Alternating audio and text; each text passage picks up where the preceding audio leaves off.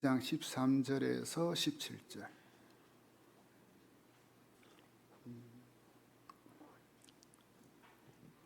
데살로니가 후서 2장 13절로 17절.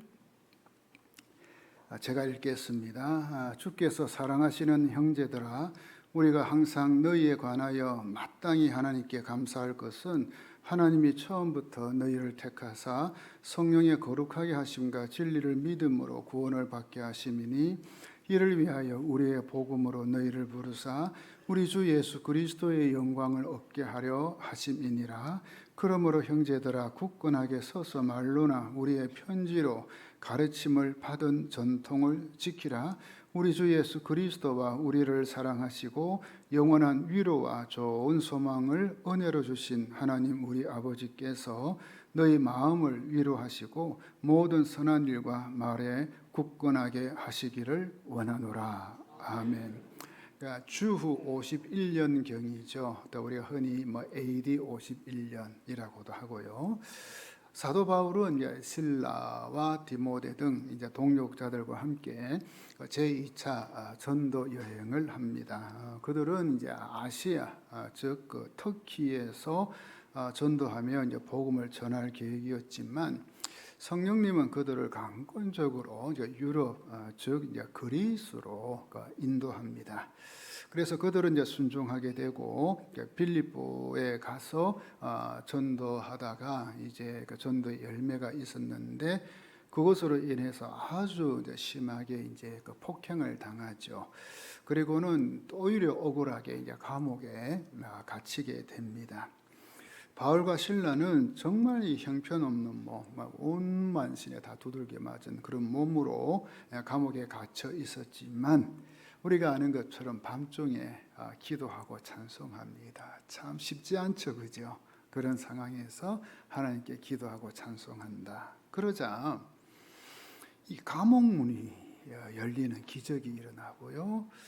이로 인해서 결국에는 그 간수와 그의 가족이 예수님을 믿는 역사가 일어나고, 또 우리가 아는 것처럼 그 루디아라는 그 여인을 중심으로 이 빌립보의 교회가 세워집니다.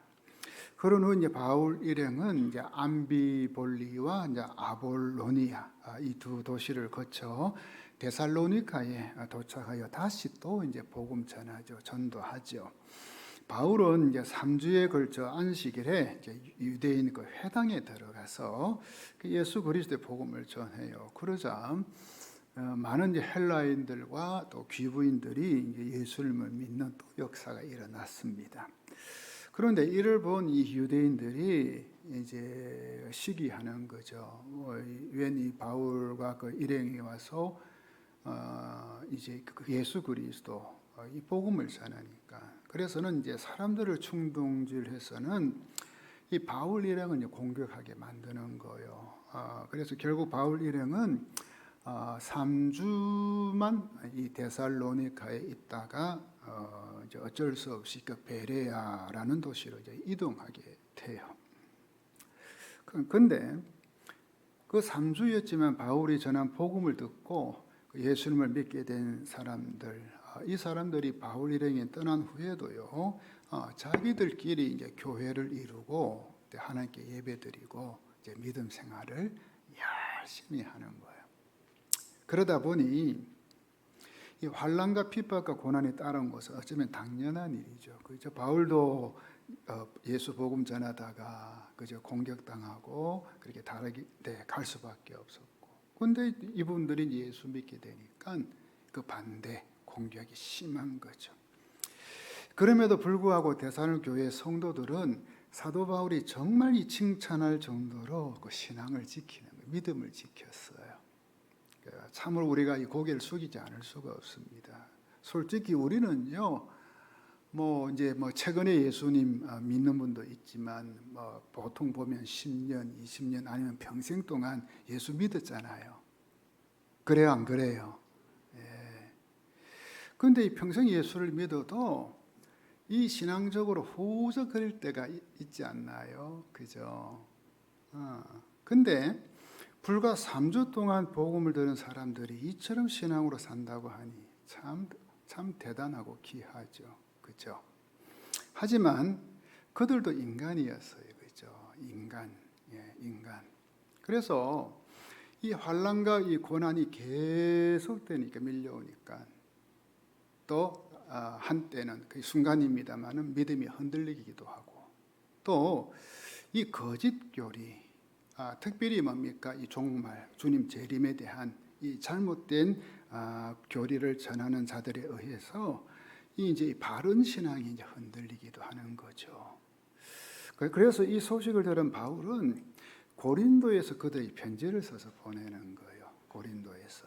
그것이 데살로니가 전서와 후서입니다. 그러니까 바울 일행이 데살로니가를 떠난 지 채 한 1년이 안 된 시점이에요. 그녀는 이제 바울 일행이 데살로니가, 그다음 베레아, 그다음 아테네, 아덴, 그리고 고린도로 가거든요. 2차 전도 계속 하니까. 그러니까 1년이 채 안 된 시점에서 이 편지를 이제 이 교회 성도들에게 보낸 것입니다. 그러니 바울이 데살로니가 전후서를 기록하여 그들에게 보낸 가장 큰 목적, 이 편지를 쓴 목적이 뭐냐? 바로 그들이 그 극심한 고난, 핍박, 공격, 그죠? 반대. 그 고난 당하고 있는 것.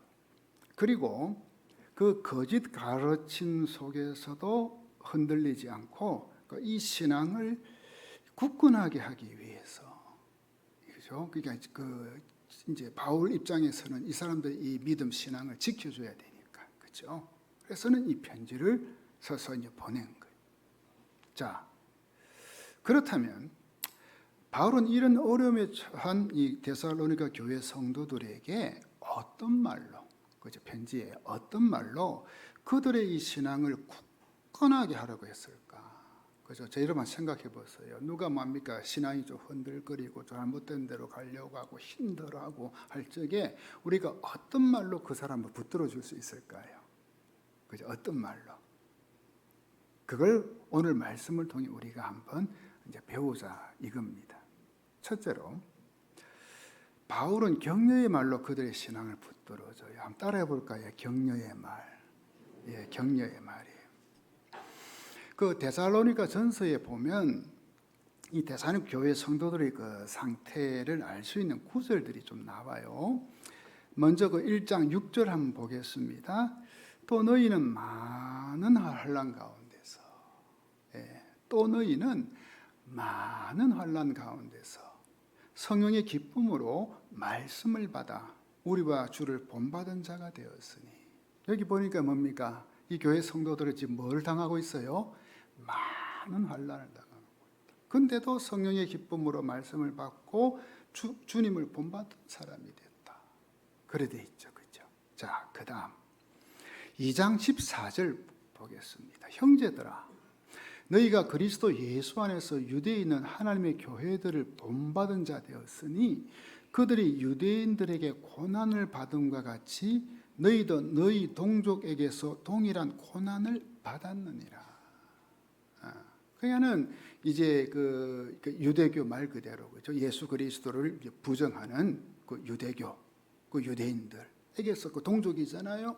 그냥 막 고난, 핍박을 당하는 그런 상황이 있었어요. 또 3장 4절도 한번 보십시오.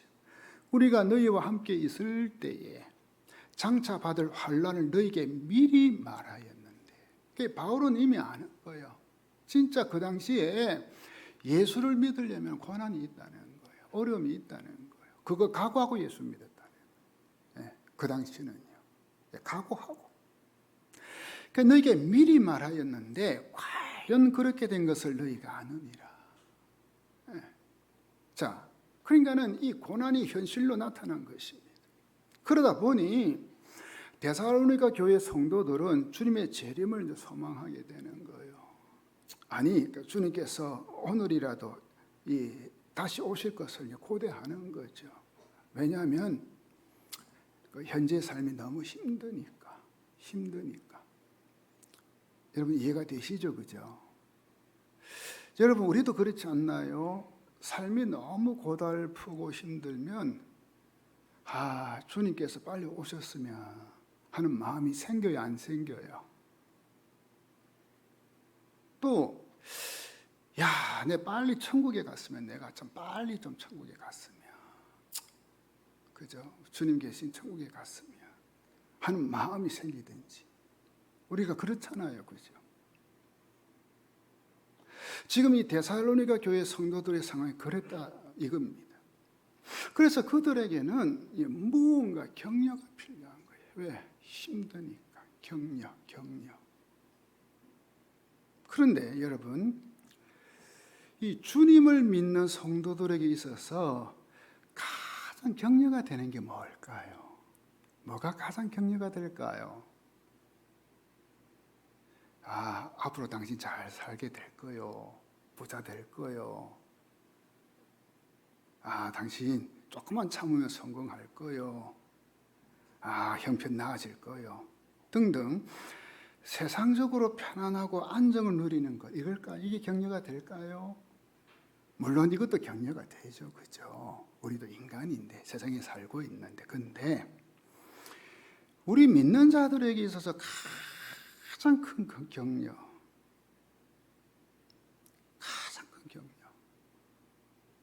우리가, 저와 여러분이 이 죄와 사망에서 구원받아 하나님의 자녀가 되었다는 것, 이거 아닐까요?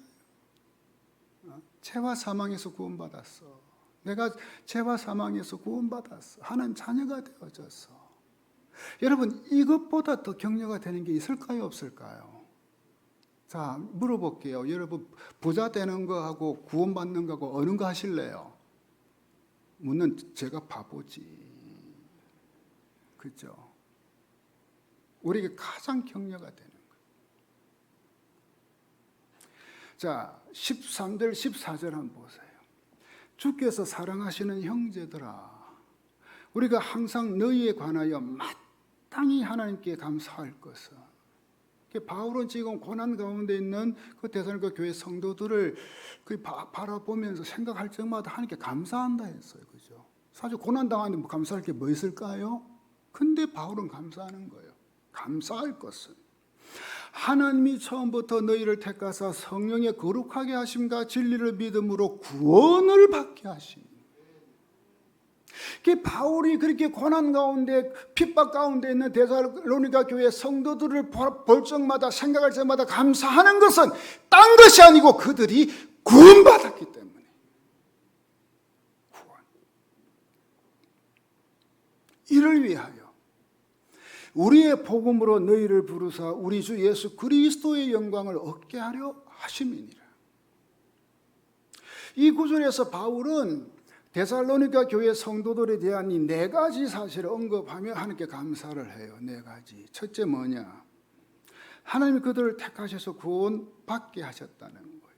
그들이 구원받았다는 거예요. 하나님이 택하셨다는 거예요.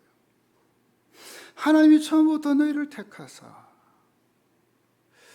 그 에베소서 1장 4절에서 6절, 이 말씀은 여러분들이 꼭 마음에 담고 있어야 돼요. 잘 아시는 말씀이죠. 한번 읽어볼까요? 시작. 곧 창세전에 그리스도 안에서 우리를 택하사. 여기 우리에는 저와 여러분 포함되어야 안 돼요? 포함되죠. 우리를 택하사 우리로 사랑 안에서 그 앞에 거룩하고 흠이 없게 하시려고 그 기쁘신 뜻대로 우리를 예정하사 예수 그리스도로 말미암아 자기의 아들들이 되게 하셨으니 이는 그가 사랑하시는 자 안에서 우리에게 거저 주시는 바 그의 은혜의 영광을 찬송하게 하려는 것이라.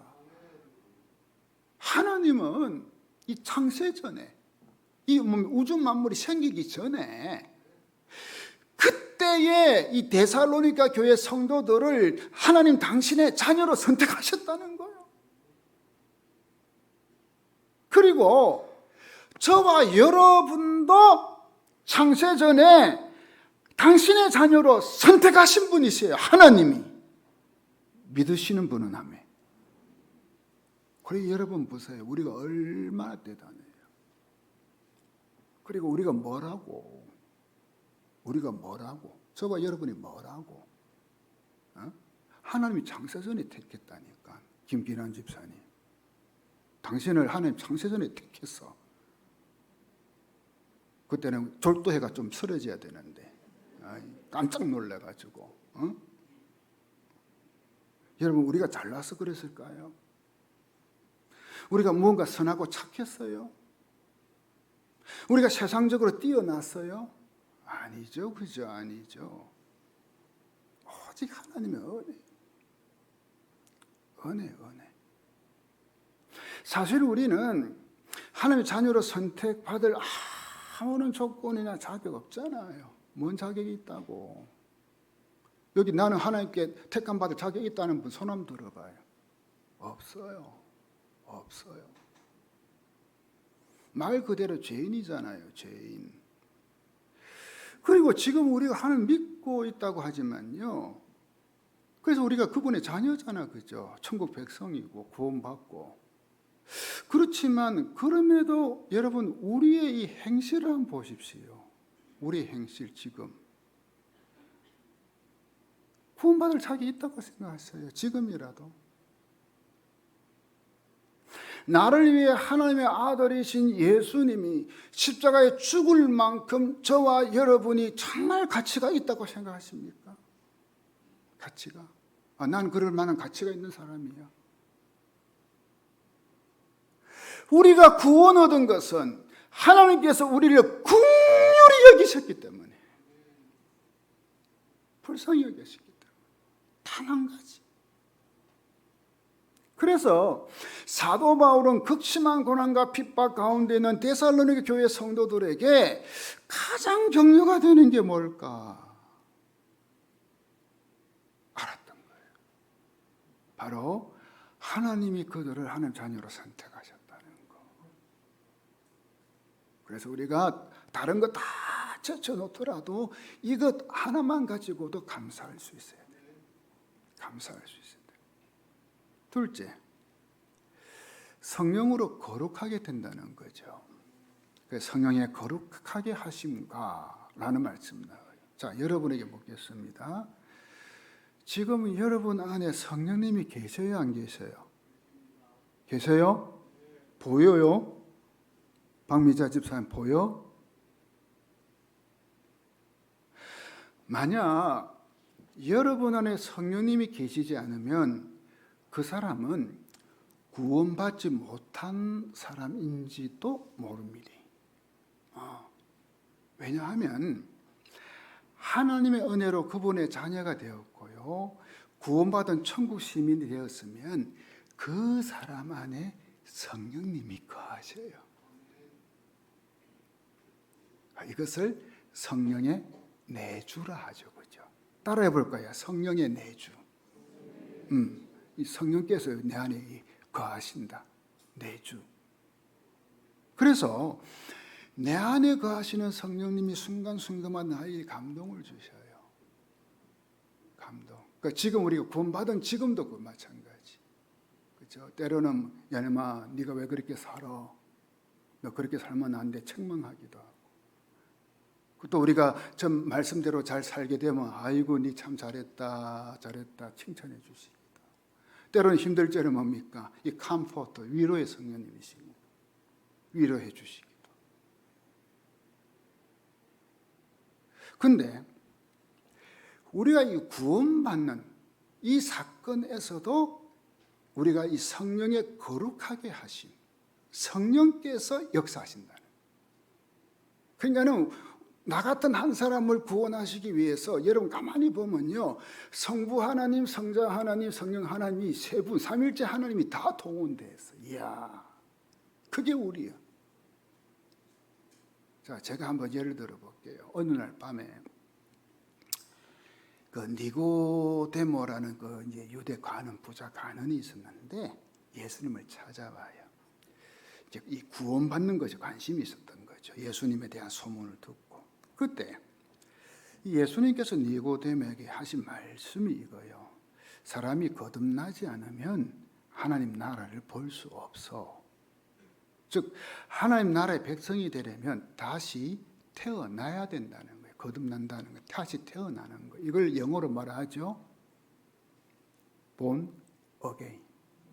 다시 태어난다. 근데 이 니고데모가 예수님 말씀을 가만히 들어보니까 그 정확한 의미를 이제 모르는 거예요. 깨닫지를 못해요. 그래서는 이제 묻는 게야. 아니, 사람이 늙으면 어떻게 다시 태어날 수 있습니까? 그냥 뭡니까? 아기는 그저 엄마 뱃속에 있다가 태어나지만 어떻게 사람이 늙고 다 컸는데 어떻게 다시 태어나느냐고. 그게 물어요.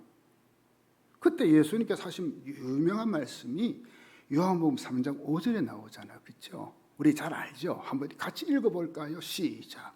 예수께서 대답하시되 진실로 진실로 네게 이르노니 사람이 물과 성령으로 나지 아니하면 하나님 나라에 들어갈 수 없느니라. 하나님 못 들어간다는 말은 구원받지 못했다는 거죠. 그렇죠? 자, 여기서 물과 성령이 나오는데 물로 난다는 건 뭐죠? 우리가 교회가 보통 봄, 가을로 시행하는 뭐죠? 세례. 그걸 의미해요. 그런데 정말 중요한 게 뭘까요? 그 물 세례보다 성령 세례죠. 왜? 다 그런 거 아닌데 간혹 이 물 세례는 예수 믿겠다고 나는 죄인이다 고백하고 물 세례를 받는데 그 중에 성령 세례를 받지 않은 사람도 있더라고요. 우암동 말고 저기 딴 동네. 중요한 말입니다.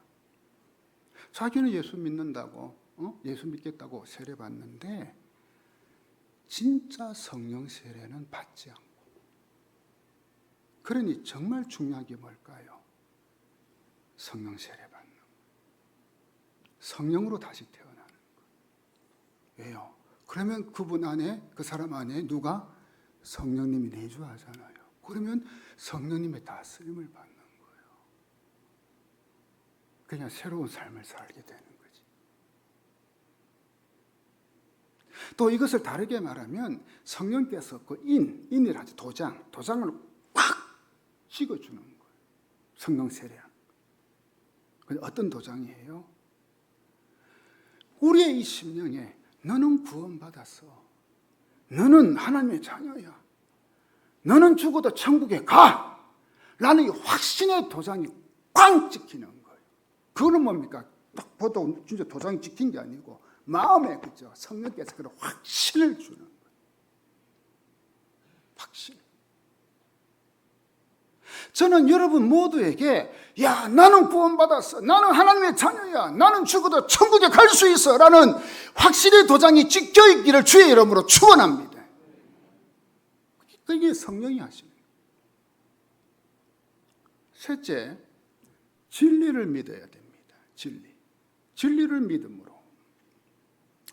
하나님께서 창세전에 선택하시고 성령에 거룩하게 하시는 역사가 있는 사람에게는 그 믿음이 생기죠. 믿음이. 즉 구원의 복음을 받아들이는 믿음. 아, 내가 예수 믿어야 되겠구나. 아, 내가 예수 믿어야만 내가 살겠구나. 이게 믿음이 생기는 거예요. 흔히 이런 말을 많이 하죠. 내가 예수님을 믿었다. 내가 예수님 믿기로 결심했다. 그때 내가 교회에 가고 싶은 마음이 들었고 그때부터 예수님을 믿기 시작했다 등등. 내가 예수 믿었다는 그런 표현을 쓰잖아요. 그렇죠? 이게 맞는 말이기도 하지만 사실은 맞지 않는 말이기죠. 그죠? 근데 이게 가장 정확한 표현이 뭐냐면은 성령님께서 저와 여러분에게 예수님을 믿을 마음을 주셨기 때문에. 왜? 그 이전에 누가 또 나를 택해서? 하나님께서 창세전에. 그 사람에게 성령께서 찾아오셔서 그 마음을 주셔. 이 믿고자 하는 마음을 주셨기 때문에 우리가 예수님을 믿는 거예요. 다시 말씀드립니다.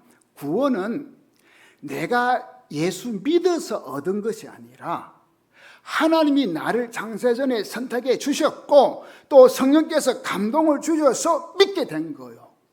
제가 이런 분 봤거든요. 나이 드신 분인데 목사님 나도 믿고 싶은데 아무리 믿으려고 안 믿어집니다. 왜요? 성령의 감동이 없으니까. 택한 자가 아니니까. 자기는 주변에 여러 가지 사람 보니까 믿고 싶대. 안 믿어진대 예수가. 근데 어떤 분 그렇게 완악하게 예수 반대하고 막 엉망진창으로 살다가 어느 순간 갑자기 그죠 하나님께 택한 자면 성령께서 감동 주시니까는 그냥 예수 믿어. 네. 이게 성령께서 이 감동을 주셔서 믿게 돼요. 하지만 이것을 우리 편에서 보면 진리 즉 구원의 복음을 믿는 것이 되는 거죠. 그죠? 우리 편에서. 어쨌든 우리는 진리 즉 구원의 복음을 믿음으로 하나님의 자녀가 된 것입니다. 왜냐하면은 마음으로 믿어 그다음 뭐죠? 입으로 신하라고 했으니까. 넷째, 장차 예수 그리스도의 영광을 얻게 된다는 거예요. 우리가. 이야, 굉장한 거예요. 자, 14절 보세요. 자, 우리 같이 한번 천천히 읽습니다. 시작. 이를 위해 하나님께서 우리의 복음을 통해 여러분을 부르셨으니 이는 우리 주 예수 그리스도의 영광을 얻게 하시려는 것입니다.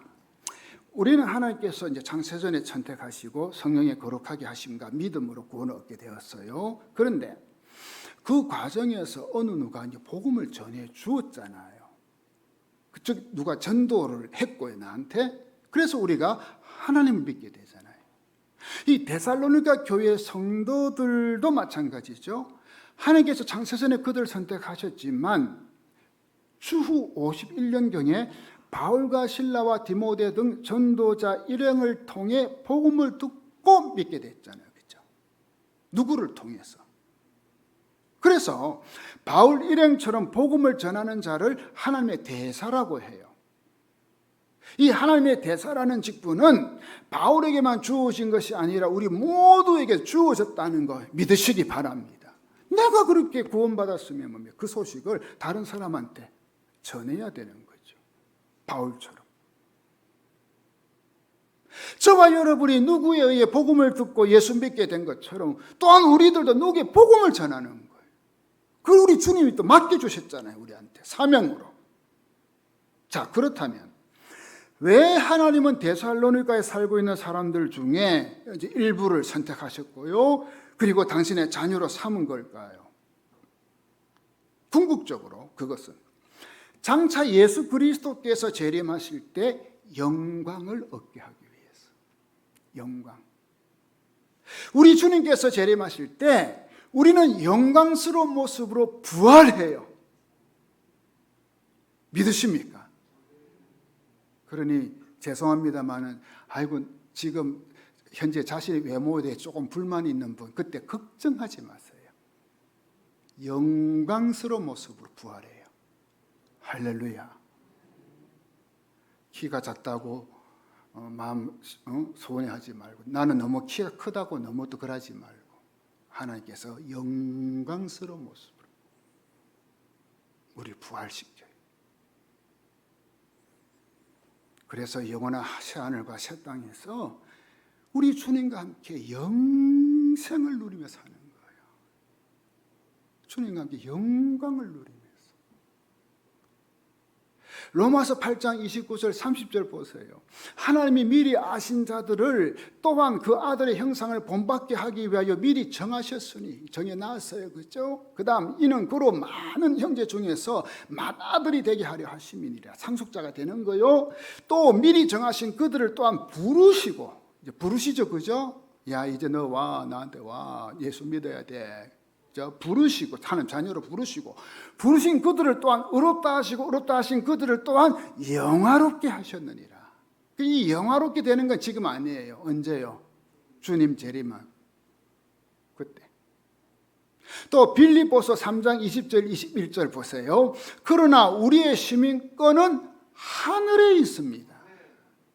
하늘에 있습니다. 이때는 좀 아멘 크게 해도 되는데, 하늘에 있습니다. 우리 구주 예수 그리스도께서 하늘로부터 다시 오시는 날을 우리는 기다립니다. 왜? 우리 시민권 하늘에 있으니까 주님 다시 오셔야 되잖아요. 그래 완성되잖아요. 그분은 우리의 죽을 몸을 변화시키셔서 그분의 영광스러운 몸과 같이 바꾸셔서 바꾸어 주실 것입니다. 우리가 변화되는데 부활했을 적에 어떻게? 주님처럼 변화된다니까. 이야, 이런 횡재가 어디 있어요? 이런 게 어디 있어요? 모든 만물을 다스리시는 그분의 능력이 우리를 변화시키실 것입니다. 저는 믿습니다. 그러니 저와 여러분이 하나님의 선택을 받은 것도, 성령의 거룩하게 하심도, 복음의 진리를 믿게 된 것도, 하나님의 부르심에 응답한 것도 하나님의 은혜고 축복이고, 무엇보다도 최종적으로 얻게 될 이 천국의 이 영원한 삶, 예수님처럼 변화되고 그 예수님과 함께 영생을 누리며 살게 되는 것, 여러분, 이것보다 더 큰 복이 어디 있을까요? 이 복보다, 이것보다 더 좋은 것이. 이 땅에 아무리 금오지 좋다고 한들 이것과 비교가 되나요? 비교가 되나요? 만일 우리가 이 사실을 참으로 깨닫고 있다면 그 어떤 고난과 시련과 핍박이 있을지라도 넉넉히 이겨낼 수 있는 것입니다. 둘째로, 바울은 겉면의 말로 그들의 신앙을 붙들어 줍니다. 15절 보십시오. 그러므로 형제들아, 굳건하게 서서 말로나 우리의 편지로 가르침을 받은 전통을 지키라. 바울은 자기들이 데살로니게 3주 동안 머물면서 이제 전해준 복음, 그리고 데살로니가 전서를 비롯한 편지를 통해 가르쳐준 복음의 진리를 굳건하게 서서 지키라고 이제 권면을 하는 거죠. 처음에는 격려하고 두 번째는 권면하는 거예요. 이것을 우리에게 적용하면 하나님 우리에게 주신 성경 말씀을 굳건하게 지키라는 거예요. 굳건하게. 특별히 여러분이 힘들고 어렵고 고난 여러 가지 일로 믿음이 흔들흔들거리면, 그죠? 말씀을 굳건하게 지키라는 거예요. 그렇습니다. 우리가 신앙생활 하는 가운데 여러 모양으로 흔들 때가 있습니다. 고난이 심하다 보면, 이게 너무 심하다 보면 하나님의 존재에 대한 회의가 들기도 합니다. 아니, 하나님 진짜 계신 거 맞나? 또 거짓된 이단이나 잘못된 가르침을 받아보면 우리 신앙이 잘못돼 버리죠. 그렇죠? 그래서 제가 여러분에게 이 기회에 당부드립니다. 그 유튜브 등 SNS를 통해 나오는 설교나 강의 조심해서 들으십시오. 아무거나 막 들으면 안 됩니다. 그냥 어느 교회 목사다, 어느 선교 단체다 해서 그냥 막 들으면 큰일 납니다. 어떤 것은 우리의 신앙을 아주 왜곡되게 만들어 버리고요. 또 교회에 대한 이 건전하지 못한 그냥 비판만 하도록 그렇게 사람을 만들어 버려요. 왜냐하면 어떤 면에 그런 걸 들으면 시원하거든요. 자기의 뭡니까? 간지러운 걸 끌어주거든요. 참으로 조심해야 됩니다. 여러분, 그 유튜브에 나온 거 보세요. 모두 다 자기가 가장 바르고 옳다고 해요. 뭐 자기의 문제가 있다고 한 사람 없잖아요. 그러니 여러분이 보세요. 기독교라고 해서 다 기독교가 아니고, 교회라고 해서 다 교회가 아니고요. 목사라고 해서 다 목사, 올바른 목사 아니에요. 분별이 있어야 돼요. 그렇기에 가장 좋은 방법이 뭘까? 이 기록된 성경 말씀, 정말 매일 말씀 읽고 묵상하고 말씀 듣고 배우고. 그래, 이걸 말하는 교회 중심이라. 교회에서, 교회의 그런 지도 아래. 우리 교회가 올해부터 이 공동체 성경 읽기를 하고 있는데 저는 이게 얼마나 좋은지 모르겠어요. 여러분이 매일 그 순서에 따라 읽게 되면 1년에 성경 일독하잖아, 그렇죠? 그리고 이 베레아 교회 교인들처럼 그 말씀이 그러한가 해서 뭡니까? 살펴보고 또 뭐 기도하고 연구하고 등 우리는 이 말씀에 붙어 있어야 돼요. 붙어 있어야 돼요. 그 말씀을 대할 때 이 성령께서 깨닫게 해 주셔서 그 말씀의 오묘한 맛을 이제 보는 거예요. 맛보는 거예요. 시편 119편 기자처럼 말씀이 꿀송이처럼 달기도 하고, 진짜 말씀 좋다. 참 달다. 야, 이런 말씀이 다 있었네. 때론 나의 죄와 잘못을 책망하는 이 몽둥이가 되기도 하고, 이 말씀이에요. 그 사람 몸이 한 방 뚝 맞고는 정신이 번쩍 드는 거예요. 야, 내가 이렇게 살아서는 안 되는데. 때로는 힘들고 지쳐 있을 때 큰 위로와 용기를 얻는 겁니다. 이 말씀으로. 그러니 우리가 평생 동안 붙들어야 하는 것은 말씀이에요. 이 말씀을 영의 양식으로 매일 먹어야 되는 거예요. 뭐 간혹가다 간식처럼 먹지 말고 매일. 그럴 때 굳건하게 서 있을 수가 있게 되고 우리의 신앙을 지킬 수가 있는 거예요. 그래서 바울은 강조하는 게 권면한 그거야. 너희들 말씀이야. 말씀으로 너희들 신앙 지켜야 돼. 셋째로 바울은 중보의 말로 그들의 신앙을 붙들어 줍니다. 바울은 고난과 핍박 중에 있는 데살로니가 교회 성도들에게 격려와 권면의 말로 그들의 신앙을 굳건하게 붙들어 주잖아요. 그리고 마지막으로 중보의 말로 또 이제 붙들어 주는 거예요. 16절, 17절 보십시오. 우리를 사랑하시고 은혜로 영원한 위로와 선한 소망을 주시는 하나님 우리 아버지와 우리 주 예수 그리스도께서 친히 여러분의 마음을 격려하시고 모든 선한 일과 말에 굳세게 해주시기를 빕니다. 바울은 17절에서 빕니다, 빈다는 것, 이것으로 끝을 맺어요. 빈다는 것은 뭐죠? 그들 위해 중보 기도한다는 거죠. 그렇죠? 기도한다. 바울이 데살로니가 교회 성도들 위해 중보 기도한 내용은 뭔가요? 그들의 마음을 격려해달라, 붙들어 달라는 거예요. 그리고 모든 선한 일과 말에 굳세게 해달라는, 그게 뭔가 그리스도인으로서 그죠? 살아갈 수 있도록 그들을 지켜달라는 거죠. 그런데 이런 기도를 드리는 바울이 16절에서 하나님을 소개하는 게 나와요. 어떤 하나님인가요? 영원한 위로와 선한 소망을 주시는 하나님 우리 아버지와 우리 주 예수 그리스도. 여기서 우리가 알 수 있는 게 뭔가요? 영원한 위로를 주시는 분이 바로 하나님이시라. 영원한 위로, 하늘의 위로. 정말 내가 힘들고 어려울 때, 그리고 때로는 마음이 상하고 지쳐 있을 때 우리는 여러분 어디에서 위로를 얻을 수 있나요? 우리 하나님 아버지와 주 예수 그리스도가 아닌가요?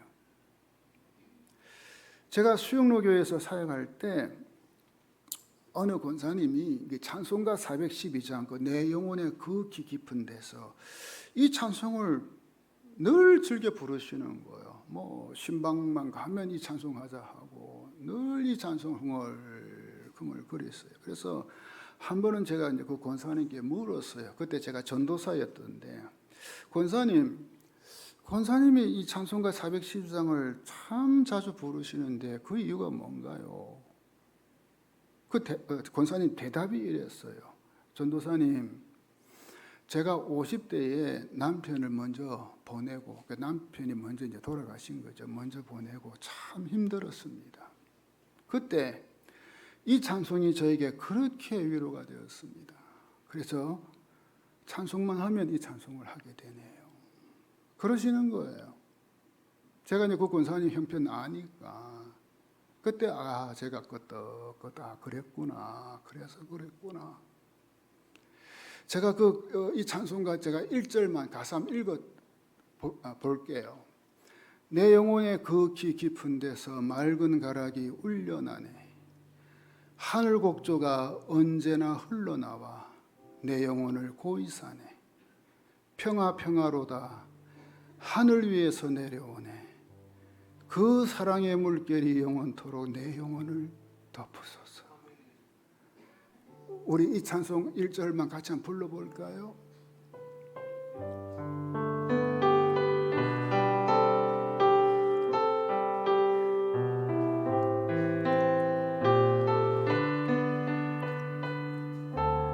내 영혼의 극히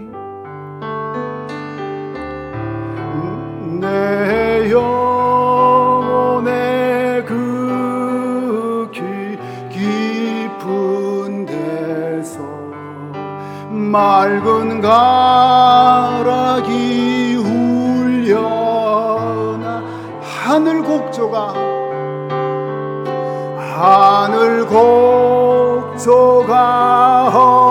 언제나 흘러 내 영혼을 고이 사네. 내 영혼을 고이 평화로다.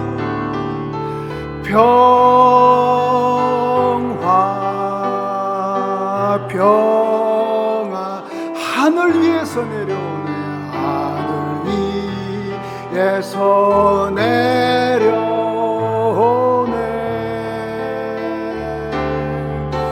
그 사랑의 물결이 영원토록 내 영혼을 덮으소서. 여러분, 그렇습니다. 우리에게 진정한 위로는 하늘에서 내려옵니다. 우리가 이 인생을 살면서 가장 힘들고 어려울 때, 정말 지치고 마음이 상해있을 때 우리를 위로해 주실 수 있는 분은 하나님 한 분밖에 없습니다.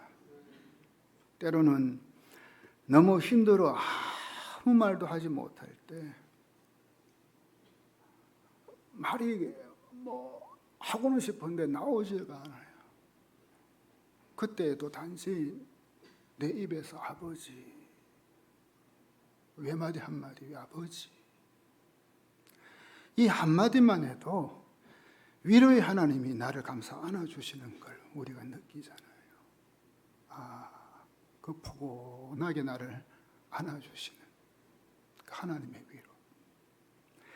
그리고 우리의 신앙을 굳건하게 해주는 것은 소망입니다. 어떤 소망입니까?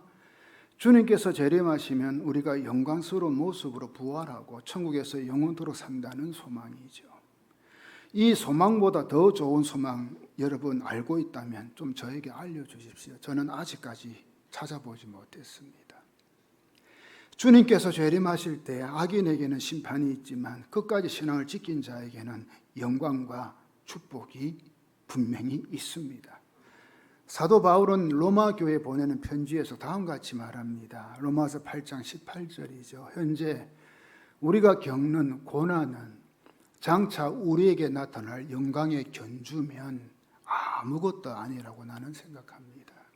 그래서 바울은 그 엄청난 고난 핍박 속에서도 바로 이 소망을 바라보고 끝까지 사명의 길, 복음의 길, 십자가의 길 달려간 거죠.